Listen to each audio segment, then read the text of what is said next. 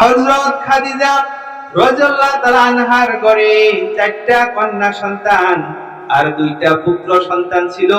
পুত্র সন্তানকে শৈশবকালে আল্লাহ তাআলা নিয়ে নিয়েছেন। আর কন্যা সন্তানদের মধ্যে হযরত ফাতেমা ছিল সর্বকনিষ্ঠ। মুহাদ্দিসে কেরামগণ লিখেছেন, আল্লাহ রাসূল সব চাইতে হযরত ফাতেমা রাদিয়াল্লাহু তাআলা আনহাকে ভালোবাসতেন। অনেক সময় আল্লাহ রাসূল বলেছেন, ফাতেমা হচ্ছে আমার দেহের একটা অংশ।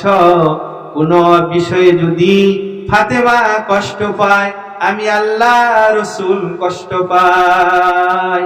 ফাতেমা আল্লাহ রাসূলকে অত্যন্ত ভালোবাসতেন। আমার কথাগুলি মন দিয়ে শুনেন মুসলমান ভাইরা আমার।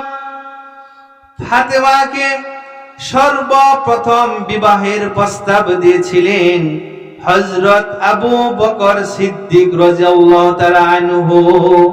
আল্লাহ রাসূল বললেন, ফাতেমার বয়স কম, আপনার সাথে মানাবে না। এরপরে ওমর বিবাহের প্রস্তাব দিয়েছিলেন ফাতেমাকে। আল্লাহ রাসূল বলেছিল, ফাতেমার বয়স কম, আপনার সাথেও মানাবে না। অন্য বর্ণনায় এসেছে আল্লাহ রাসূল বলেছিলেন, তোমরা অপেক্ষা করো, আমি দেখি আল্লাহ তাআলার পক্ষ থেকে কি নির্দেশ আসে।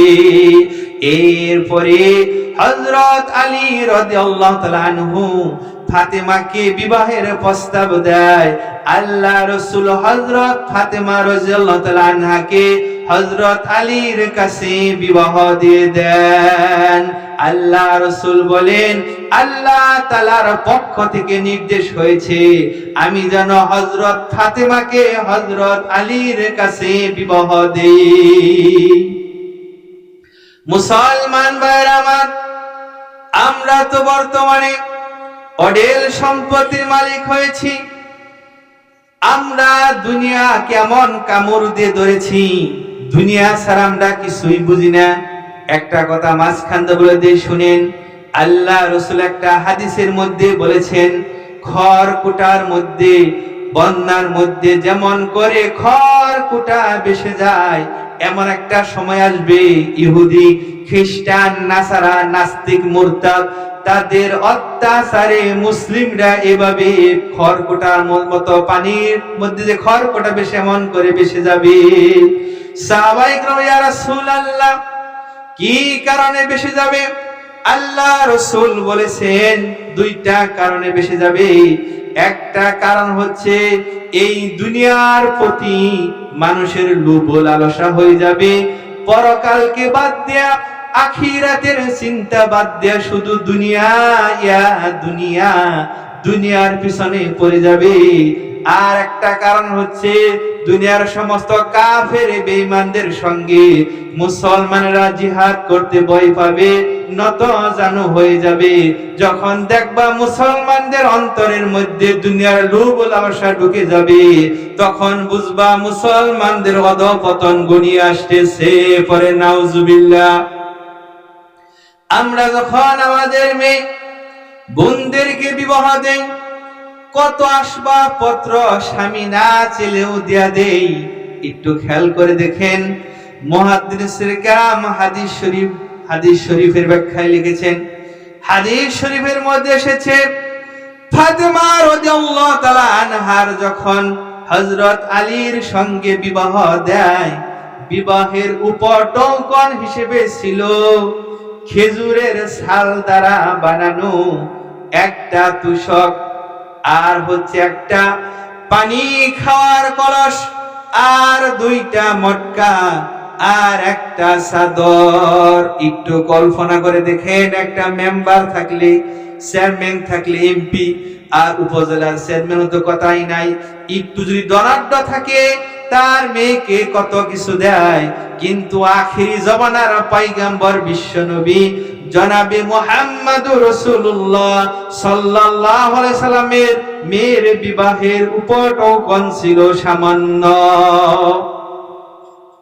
হযরত আলী রাদিয়াল্লাহু তাআলা আনহু গরীব মানুষ, দুজনের সংসার টাকা নাই কিন্তু দাম্পত্য জীবনের মধ্যে কোনো কলহ নাই, হালাল খায়, আল্লাহর বিধান পালন করে সুন্দরভাবে জীবন যাপন করে।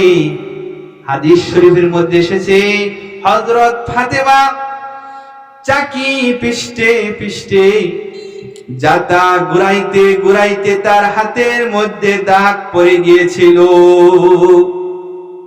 এরপরে কলসি দিয়া রশি দিয়া কূপ থেকে পানি তুলতে তুলতে বুকের মধ্যে রশির দাগ পড়ে গিয়েছিল। এরপরে তার কোনো সেবিকা খাদেমা ছিল না, একাই সকাল থেকে নিয়া বিকেল পর্যন্ত ঘর সংসারের কাজ নিজেই করত। এই জন্য অধিকাংশ সময় তার কাপড় চোপড় ময়লা হয়ে যেত। একদিন আলী হযরত ফাতেমা রাদিয়াল্লাহু তাআলা আনহার দিকে তাকিয়ে দেখলো শরীর দুর্বল হয়ে গেছে। বলল, ফাতেমা, আমি শুনেছি বিশ্ব নবী জনাবে মুহাম্মদ রাসূলুল্লাহ সাল্লাল্লাহু আলাইহি সাল্লামের কাছে অনেক খাদেমা এসেছে, তুমি তার কাছে একটা খাদেমা চাও। আলীর কথা মতো বিশ্ব নবী জনাবে মুহাম্মদ রাসূলুল্লাহ সাল্লাল্লাহু আলাইহি ওয়াসাল্লামের দরবারে হযরত ফাতেমা চলে গেল। ফাতেমা গিয়া দেখে অনেক গণ্যমান্য ব্যক্তি হযরত মুহাম্মদ সাল্লাল্লাহু আলাইহি সাল্লামের দরবারে এসেছে। আল্লাহ রাসূল লক্ষ্য করে দেখেছে ফাতেমা এসেছে, গণ্যমান্য মানুষ আসার কারণে, গুরুত্বপূর্ণ আলোচনা করার কারণে ফাতেমাকে সময় দিতে পারে নাই। এরপরে ফাতেমা যখন চলে গেল বাড়ির মধ্যে গিয়া হযরত ফাতেমা রাদিয়াল্লাহু তাআলা আনহুকে গিয়া বলল, মা, তুমি কিসের জন্য এসেছিলা? ফাতেমা বলল, ইয়া রাসূলুল্লাহ, আব্বা জান, আমি এসেছিলাম একটা খাদেমার জন্য। তখন আল্লাহ রাসূল বলল, আমি তোমাকে একটা উত্তম খাদেমার কথা কি বলে দিব না? ওই আব্বা জান বলেন, ওই খাদেমার চাইতে উত্তম জিনিস হচ্ছে, প্রত্যেকটা মহিলা যারা ওয়াজ শুনতেছেন মন দিয়ে শুনেন, তুমি ফাতেমা যখন রাত্রিতে এশার নামাজ পড়ে শুইতে যাবে, প্রত্যেক দিন পড়বে 33 বার সুবহানাল্লাহ, 33 বার পড়বে আলহামদুলিল্লাহ, 33 বার পড়বে আল্লাহ, 34 বার পড়বে আল্লাহু আকবার। এই আমল যদি করতে পারো, অনেক খাদেমার চাইতে উত্তম হচ্ছে আমল। অন্য রাতের মধ্যে এসেছে আল্লাহ রাসূল বলেছিলেন 33 বার সুবহানাল্লাহ, 33 বার আলহামদুলিল্লাহ, 34 বার আল্লাহু আকবার, লা ইলাহা ইল্লাল্লাহ ওয়াহদাহু লা শারীকা লাহু, লাহুল মুলকু ওয়া লাহুল হামদু ওয়া আলা কুল্লি শাইইন কাদির। এটা যদি পড়ো অনেক উত্তম হবে।